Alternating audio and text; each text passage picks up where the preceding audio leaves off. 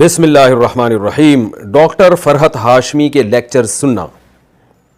یہاں پر قرآن پاک کی تعلیم کا کوئی باقاعدہ ادارہ نہیں ہے۔ ڈاکٹر فرحت ہاشمی کی طالبات ہمیں واٹس ایپ گروپ پر قرآن پاک کی تعلیمات دیتی ہیں۔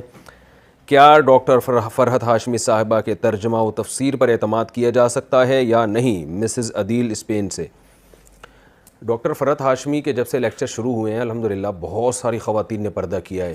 میں ذاتی طور پہ جانتا ہوں بہت ساری خواتین قرآن سے دلچسپی پیدا ہوئی ہے اور آگے انہوں نے قرآن کی تعلیمات کو عام کیا ہے۔ یہ فائدے بہت ہیں، تو اس لیے سنیں آپ ضرور، انشاءاللہ اللہ نے چاہا تو فائدہ ہوگا۔ اب تک کوئی ہمیں ایسی تفسیر پر کوئی چیز نظر نہیں آئی جو شریعت کے خلاف ہو۔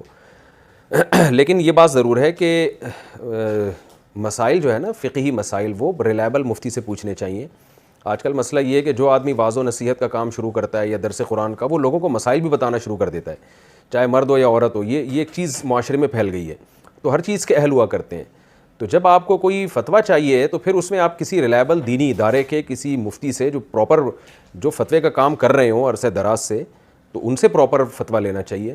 مسائل کے معاملے میں کسی بھی صرف مذہبی اسکالر ہونا کافی نہیں ہے، کوئی بھی ہو، فرحت ہاشمی کی بات نہیں کر رہا، کوئی بھی ہو، تو صرف اسکالر ہونا کافی نہیں ہے۔ وہ اکثر ہم نے دیکھا ہے لوگ اس میں غلطی کرتے ہیں۔ ایک مشہور اسکالر ہیں، درس قرآن دیتے تھے، وہ ایک صاحب مجھے ملے اور کہنے لگے قسطوں کا کاروبار کیسا ہے؟ میں نے کہا جائز ہے بالکل، ایک چیز کیش پہ مہنگی ہوتی ہے اور ادھار پہ کیش پہ سستی ہوتی ہے، ادھار پہ مہنگی ہوتی ہے۔ انہوں نے کسی اسکالر کا نام لیا کہ وہ تو بڑا اچھا درس قرآن دیتے ہیں، انہوں نے کہا بالکل ناجائز ہے۔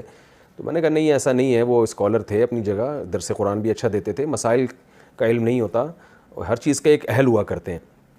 تو یہ جو قرآن مجید میں آتا ہے احل اللہ البیع وحرم الربا، کہ مشرکین نے کہا کہ انما البیع مثل الربا، جب سود حرام ہوا ہے نا تو مشرکین نے کہا یہ جو بیع ہے، خرید و فروخت، یہ بھی تو سود جیسی ہے۔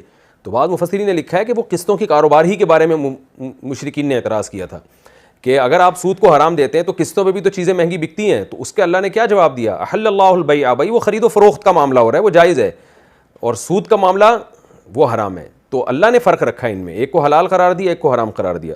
تو مسائل کے معاملات میں جو آج کل جو بہت سارے اسکالرز یا درس قرآن دینے والے لوگ ہیں، جب تک وہ ریلائبل مفتی نہ ہو، کسی دینی ادارے سے پراپر فارغ نہ ہو، کسی مفتی کی نگرانی میں فتوے کا کام نہ کیا ہو، اس وقت تک مسائل نہیں پوچھنے چاہیے ان سے، خاص طور پہ جو پیچیدہ مسائل ہیں یا اختلافی مسائل ہیں، ان میں اکثر یہ حضرات غلطی کر جاتے ہیں۔